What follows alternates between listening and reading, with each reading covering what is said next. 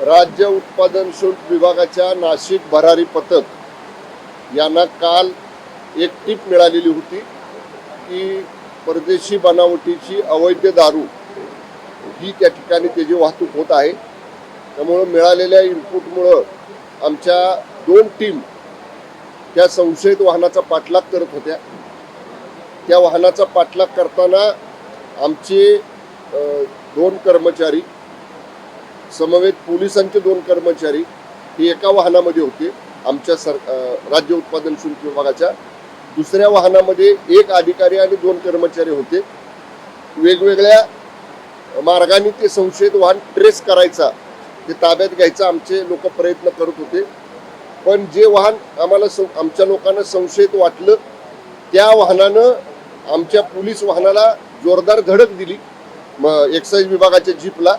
आणि ती धडक एवढी जोरात होती की 2 पलटी आमच्या एक्साईज विभागाच्या जीपनं घेतल्या। त्या पलटी वाहन झालं। त्याच्यामध्ये दुर्दैवानं जो चालक आहे आमचा तो चालक दुर्दैवानं मरण पावला आणि इतर 2 कर्मचारी गंभीर जखमी आहेत। जखमींच्या बरोबर आमचे तिथले अधिकारी हॉस्पिटलमध्ये आहेत। मी स्वतः आमच्या अधिकाऱ्यांशी बोललेलो आहे। हे जे अवैध मद्य तस्करी विशेषतः गोवा बनावटीची दारू याच्यावरती एक मोठी सर्च मोहीम पूर्ण राज्यामध्ये आमचा विभाग राबवतोय। दुर्दैवानं कर्तव्य बजावत असताना अशा पद्धतीचं मरण आमच्या एका कर्मचाऱ्याला आलं। आम्ही त्याच्या दुःखात सहभागी आहोत। त्याला जी काही आर्थिक मदत द्यायची ती विभागाकडनं देऊ, पण कुठं धडक मारून एखाद्या दुसऱ्या कर्मचाऱ्याला जखमी करून त्याचा बळी घेऊन या अवैध मद्य तस्करीवाल्यांना काही साध्य होणार नाही। उलट अधिक कडक ही सर्च मोहीम आमच्या विभागामार्फत पूर्ण राज्यामध्ये राबवली जाईल। ते ट्रक नव्हता, ते छोटी 4 चाकी गाडी होती आणि लगेचच आमच्या अधिकाऱ्यांनी सगळ्या चेकपोस्टला अलर्ट केलं। आमचे अधीक्षक जे होते ते मान्य पोलीस अधीक्षकांच्या बरोबर बोलले, वायरलेस मेसेज देऊन सगळी नाकाबंदी सुद्धा त्या ठिकाणी केलेली आहे आणि कदाचित लवकरच पोलिसांना ते वाहन सापडेल। ओके,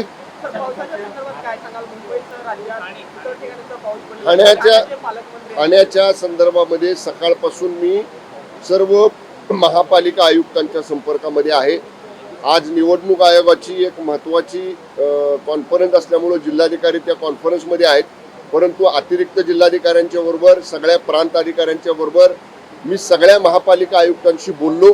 सर्व उपायुक्तांना, सर्व वॉर्ड ऑफिसर्सना आपण फील्डवर सतर्क राहण्याचे आदेश ठाणे जिल्ह्यामध्ये दिलेले आहेत।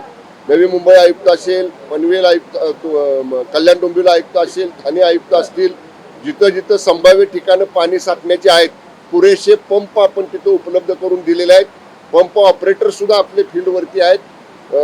गैरसोय नागरिकांची होणार नाही याच्यासाठी ठाणे जिल्ह्यातलं संपूर्ण प्रशासन अलर्ट मोडवरती आहे।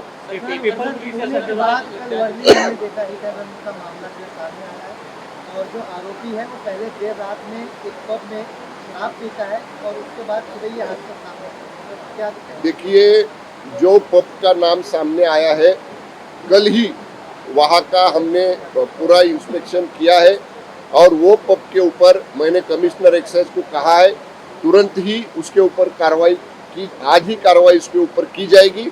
किसी को भी बख्शा नहीं जाएगा।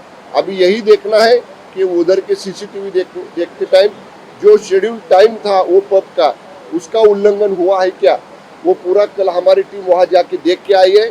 उसका उल्लंघन अगर हुआ है और नहीं भी हुआ है तो लेकिन माइनर एज के लड़कों को अगर वहाँ शराब सर्व की गई है और अगर ये बात सामने आती है तो आज के आज वो पब के ऊपर कार्रवाई की जाएगी।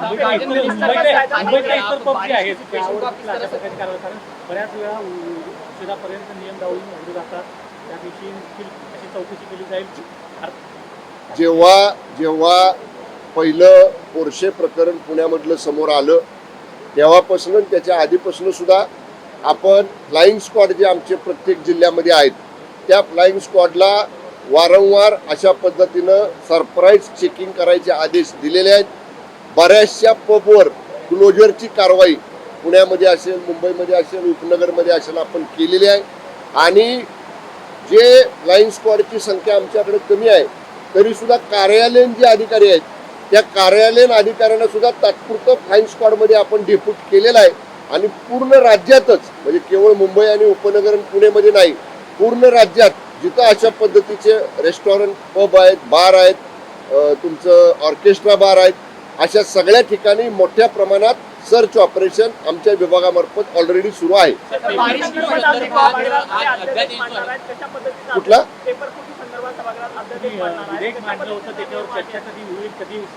आपण इंट्रोड्यूस केलेला आहे पेपर फुटीचा कायदा विधानसभेमध्ये.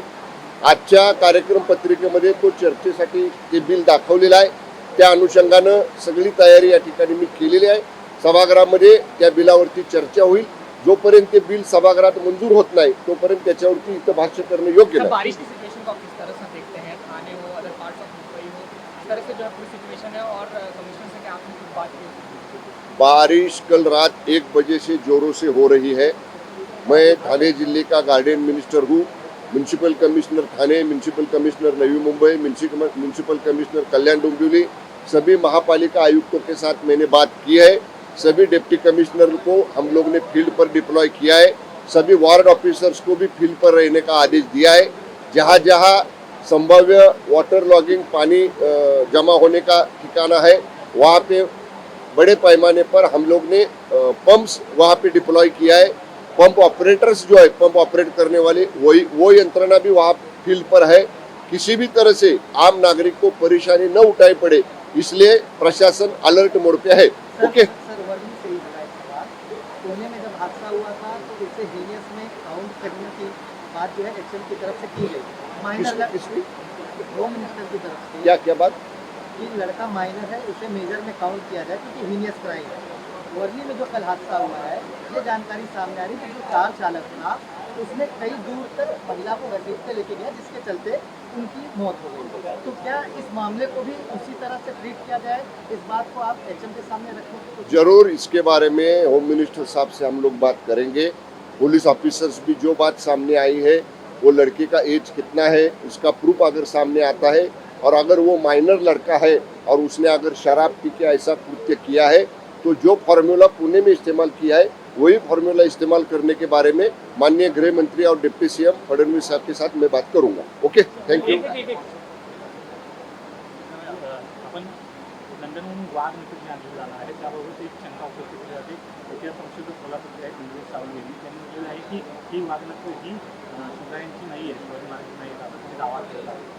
म्हणजे आता कुठल्या संदर्भाच्या आधारे त्यांनी दावा केलाय मला माहिती नाही, पण आपल्याला सगळ्यांना हा इतिहास माहिती आहे की भवानी तलवार आणि छत्रपती शिवाजी महाराजांनी ज्या वाघनखाने अफजल खानाचा वध केला, ती वाघनखं लंडनच्या म्युझियममध्ये आहेत. हा खूप जुना इतिहास आहे. याच्यासाठी पूर्वीचे संदर्भ सुद्धा आहेत. त्यामुळं जेव्हा राज्य सरकारनं ती वाघनखं आणि ती तलवार आणायचा निर्णय घेतला, तेव्हा या सगळ्या गोष्टींची खात्री करून घेतलेला आहे. तरी सुद्धा जर इतिहास संशोधकांचं श्री सावंत आपण ज्यांचं नाव घेत आहे, त्यांचं याच्या बाबतीतलं जर काही वेगळं म्हणणं असेल तर जरूर आमचे सांस्कृतिक कार्य विभागाचे मंत्री मुनगंटीवार साहेब त्यांच्याशी बोलतील, आणि त्यांची जर काही शंका असेल तर नक्की ती शंका दूर केली जाईल. ओके.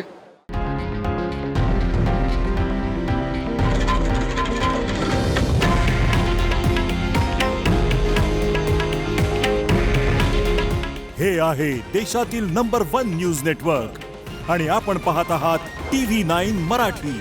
काळजी तुमची, हित महाराष्ट्राचं.